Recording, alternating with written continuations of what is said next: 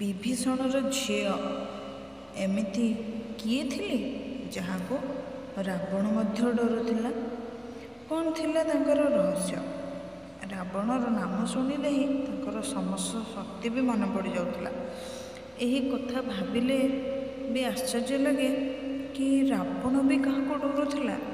କାରଣ ଦେବତାଠାରୁ ଆରମ୍ଭ କରି ଦାନବ ପର୍ଯ୍ୟନ୍ତ ସେ କାହାକୁ ଡରୁନଥିଲା କି କାହା ସହିତ ଯୁଦ୍ଧ କରିବା ଆଗରୁ ଟିକେ ବି ଭାବୁନଥିଲା। ତାକୁ ସମସ୍ତ ବ୍ରହ୍ମାଣ୍ଡ ବି ଡରୁଥିଲା।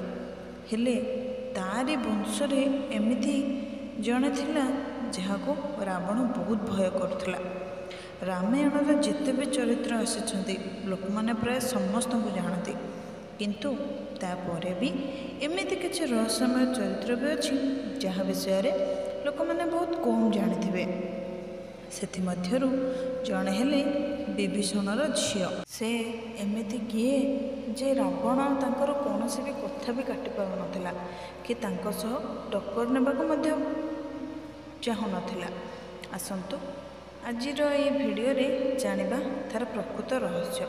ତା ଆଗରୁ ଯଦି ଆପଣ ଆମ ଚ୍ୟାନେଲରେ ନୂଆ ଅଛନ୍ତି ଏବଂ ଏପର୍ଯ୍ୟନ୍ତ ସବସ୍କ୍ରାଇବ୍ କରିନାହାନ୍ତି ତାହେଲେ ଜଲ୍ଦି ସବସ୍କ୍ରାଇବ୍ କରି ବେଲ୍ ଆଇକନ୍କୁ କ୍ଲିକ୍ କରିନିଅନ୍ତୁ।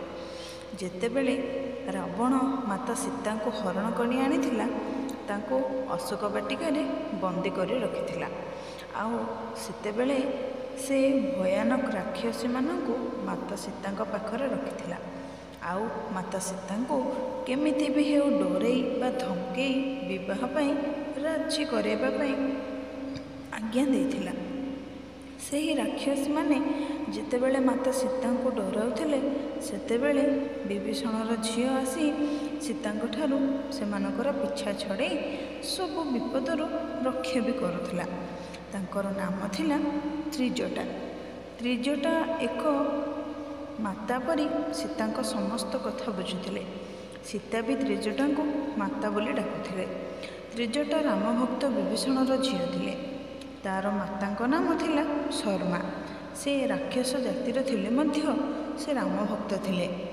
ରାକ୍ଷସ ହୋଇ ମଧ୍ୟ ତାଙ୍କର ବ୍ୟବହାର ବହୁତ ଭଲ ଥିଲା। ତାଙ୍କ ପାଖରେ ବହୁତ ଦିବ୍ୟ ଶକ୍ତି ମଧ୍ୟ ଥିଲା। ସେ ଭବିଷ୍ୟତ କଥା ଜାଣିପାରୁଥିଲେ। ସେ ଆଗରୁ ଜାଣିଥିଲେ କି ରାବଣ ଏବଂ ଲଙ୍କାର କେଉଁପରି ଅବସ୍ଥା ହେବ। ତ୍ରିଜଟା କଥା ଅନ୍ୟ ସମସ୍ତ ରାକ୍ଷସମାନେ ବି ମାନୁଥିଲେ।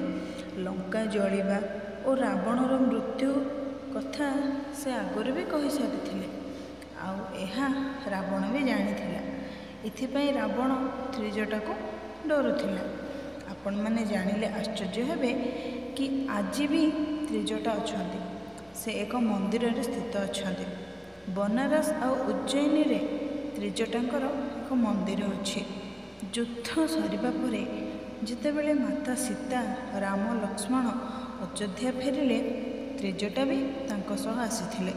କିନ୍ତୁ ରାକ୍ଷସ ହୋଇଥିବା କାରଣରୁ ଅଯୋଧ୍ୟାକୁ ଯିବାର ଅନୁମତି ମିଳିବ ନାହିଁ। ସେଇଥିପାଇଁ ମାତା ସୀତା ତାଙ୍କୁ ବାରାଣାସୀରେ ରହି ମୋକ୍ଷ ପ୍ରାପ୍ତି ପାଇଁ ଉପଦେଶ ଦେଲେ। ସେଠାରେ ଆଜି ବି ସେ ପୂଜା ପାଉଛନ୍ତି। ତାଙ୍କୁ ମୂଳା ଓ ବାଇଗଣର ଚଢ଼ାଯାଏ।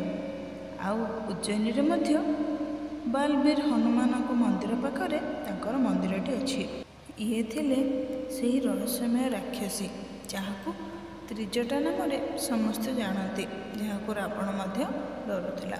ସେ ବହୁତ ବଡ଼ ରାମ ଭକ୍ତ ଥିଲେ ଆଉ ମାତା ସୀତାଙ୍କୁ ରକ୍ଷା କରିବାରେ ବହୁତ ସାହାଯ୍ୟ ବି କରୁଥିଲେ। ଯଦି ଆପଣମାନଙ୍କୁ ଏହି ଭିଡ଼ିଓଟି ଭଲ ଲାଗିଥାଏ ତାହେଲେ କମେଣ୍ଟରେ ଲେଖନ୍ତୁ ଜୟ ଶ୍ରୀରାମ।